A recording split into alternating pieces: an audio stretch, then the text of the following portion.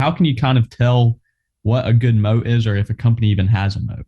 I think for the most part, it can be quite obvious if you just spend some time thinking about it. Let's say, for example, you use Instagram or Facebook, for example. You can form some opinion about the stickiness and how long those businesses could thrive and what would it take to unseat them. These are classic network effect businesses. They can be unseated if they kind of lose their way and such, or some disruptor comes in with a better mousetrap. But it's not so easy to do that. They would need to be completely sleeping at the wheel for a long time to allow something like that to happen. So I think it's something that you can start to put your arms around when you look at different businesses. If you look at a business like, let's say, 7 Up, for example, how does Sprite affect it? How do the other soft drinks affect it? How do other non-carbonated drinks affect it? What kind of pricing power does it have?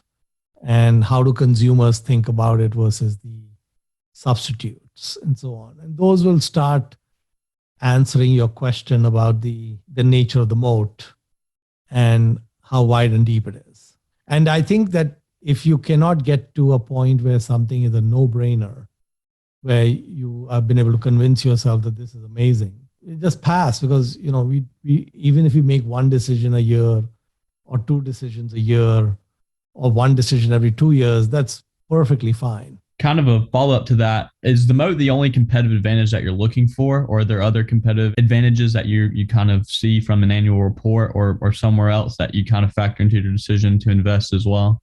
Well, the moat is kind of all encompassing. I mean, that's why Boren and Charlie use the term, because it's kind of, if you look at, Porter's 5 forces, for example, it's a lot more complex kind of description of what is a moat. But a moat encapsulates things like a low cost producer. Sometimes the moat can be that you are just cheaper than anyone else in producing. Sometimes the moat is all about that you don't need to have as much markup as someone else, like kind of a Costco. They're always going to be under everyone else's price, and that gives them a strong moat. The moat, I think, is a very broad kind of shorthand for what gives a business an enduring competitive advantage.